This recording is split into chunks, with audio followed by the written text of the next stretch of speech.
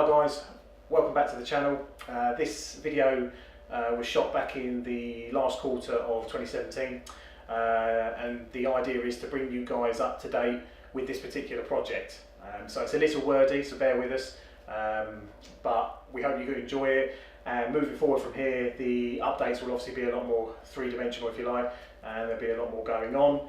But this will bring you bang up to date with where we've got to so far with this particular project. So we hope you enjoy it. Don't forget to the usual like, subscribe, comment below, and enjoy.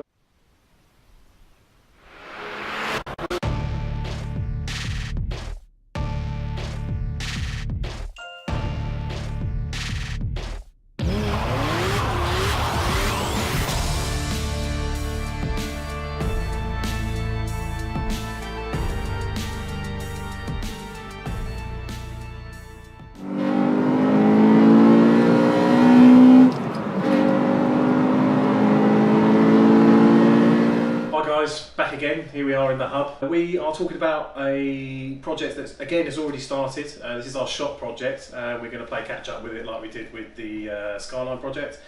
So today is a bit of a roundup of where we're at now and where we've come from. So the first thing is it's a little Honda CRX 89 model UK car. It came with a D16 A9 original engine. It was found in a friend of mine's recovery yard probably about 2 years ago. I knew about this car and I said to him, if you ever want to sell it, let me know. It had a little bit of stoved in at the rear end and the boot had been tied down, and it had a brand new slam panel for the back, but it hadn't been welded in. It had just been tucked underneath and left out in the weather. So I wasn't sure about the condition of it. Someone started to pester him about the car, so he come back to me, we did a deal and I got it delivered here. The damage was not so extensive, and we managed to pull the boot floor flat and get the whole car square again. And we're quite happy. We're going to check it on a jig shortly as well. But everything looks good. Everything's been able to go back together nicely with very little evidence of anything ever going wrong with the car. Now, originally we were thinking about doing a restoration on it because the CRX is so rare now, they're climbing quite heavily in value, but again, because of what we do here, you know, we had another project on the go. We were working on a DC2 Integra. We decided that maybe it might be an idea that we donate some of the parts from that project to the CRX.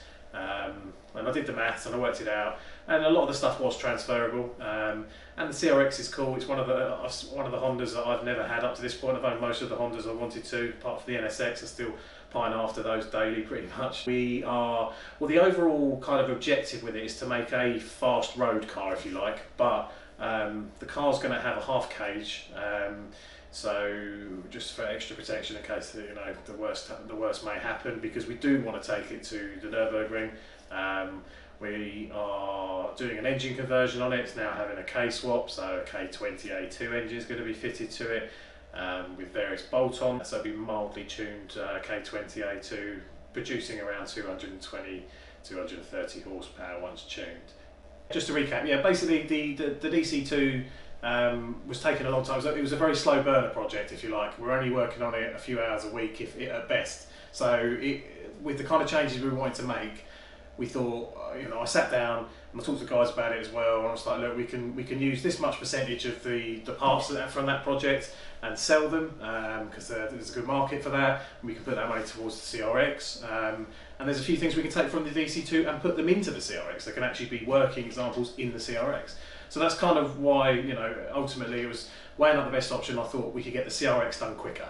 We could get the project done and completed and a working car a lot quicker, and the quality could be excellent as well, because this one was stripped down to a bare shell, which obviously you'll see.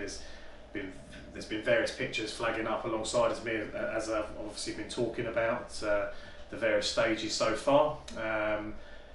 Yeah, so now I think we'll go into the workshop and I'll show you where we're at with the project and show you around what we've got and what's coming in the future editions of the updates. Okay, so here's the rear panel where the repair's been done.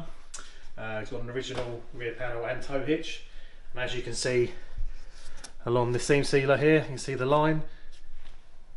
Very, very nicely finished. You'll almost not be able to tell it even had a rear end shunt, but like I say, it was very minor, as you saw from the previous pictures. Car's got all the glass out barring the doors at the moment.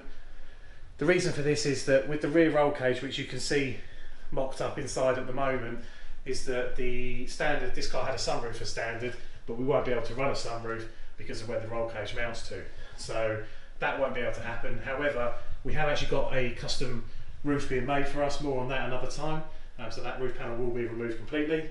The rear 3 windows will be plastic. Again, more on that later. But as you can see, looking around the car, there's only a few bits that were actually had any kind of decent rust. We've got some up on the windscreen here. You can just come down there. So again, we've just got to do a little bit more here. A little bit around the bottom of the windscreen, which we've already done. Nice and crispy where the side mirror was, but that is a removable panel that can be replaced, that's not a problem. So we'll make another one of those.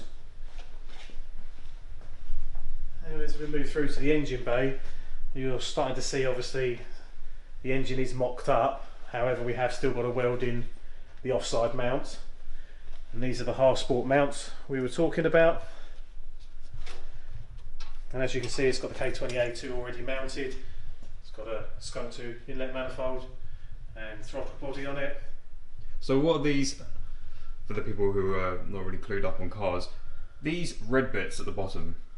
Right, yeah, subframes basically. It's part of the subframe of the car. They have obviously been removed and powder coated that colour. So when we get this on the ramp for a future update and you're able to see underneath it, the whole car has been cleaned up and scrubbed up underneath and re-undersealed, entirely front to back. Every arm, bush, everything's been removed, cleaned, replaced, or shot blasted and powder coated in the case of the rear subframe, the anti-roll bars, because it had some white line anti-roll bars already on it, but they were just very flaky looking, so we've had them done as well. You might be able to see a little bit if you look underneath the rear, but we'll get to that another time, I think. So here we seem to have a lot of boxes for parts. I'm guessing obviously for the CRX. Yes, yeah, this is basically, this is only a small amount of parts. We'll move on to show you some of the other boxes in a moment, but this is all stuff that ultimately is going to be fitted to the vehicle in the not too distant future. We're aiming to get the whole car finished before the end of the summer this year, and having some fun in there. But starting on the right, the toolboxes, they come from a company called PCI, Pro Car Innovations. That's a rear spoiler and side skirts. Then you've got a few K-tune bits there, various odds and sods, from the big box being a traction bar to swap hoses, radiator from Teguar, thanks to Johnny for that. That is a fuel tank. That was one of the things that I wasn't particularly happy about, was the condition of the fuel tank. So we actually have a brand new reproduction, but almost like OE fuel tank, and I'll come on to show you there's a sender as well. We've got a few hybrid racing parts in here. Again, these will all become obvious again in a future update. But there's quite a bit. We've had some good support from David up at Hybrid Racing. We've got BC coilovers, remote reservoir coilovers as well. So compression and rebound adjustment. Really, yeah, big thanks to BC. They gave us an excellent price on those. Every arm is adjustable on this vehicle. We've got various things from the Skunk 2. You can see the box inside there, which is the front upper arms, which are yet to be fitted. And there's the fuel sender I was referring to. So it's a Delphi original part, which will have an uprated fuel pump fitted in place of the original. You might have also noticed, yeah, we've got quite low offset wheels on this. Actually, ET0s, rotor grids. They're a neo chrome finish. We've had these years, but they've yet to turn a wheel in anger. So we've got longer wheel studs. We did all the wheel bearings as well. I think we'll save that for another update though.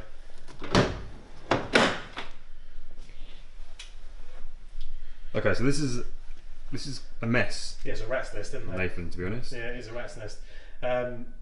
Obviously, we pulled the dashboard out, and we pulled all the wiring from the front, from the rear of the vehicle to the front as well, because of the work we were doing in the rear regarding, you know, welding the rear stand panel and stuff on. So pulled everything forwards, fuel tank out, etc., etc. So yeah, this is the interior. Essentially, what we're going for here is we're going for The carpet will go back in. It will have fixed bucket seats and harnesses, 4-point harnesses, but it will retain some of the mod cons just to make it a bit more livable.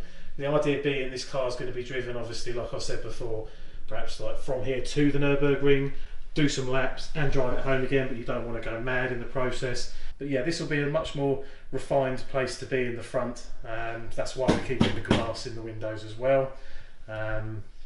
So yeah, we're looking at doing the S2000 dash conversion for it, which will be quite a nice touch, I think. And yeah, I'll slim the wiring down to make sure we don't have any extras that we don't need.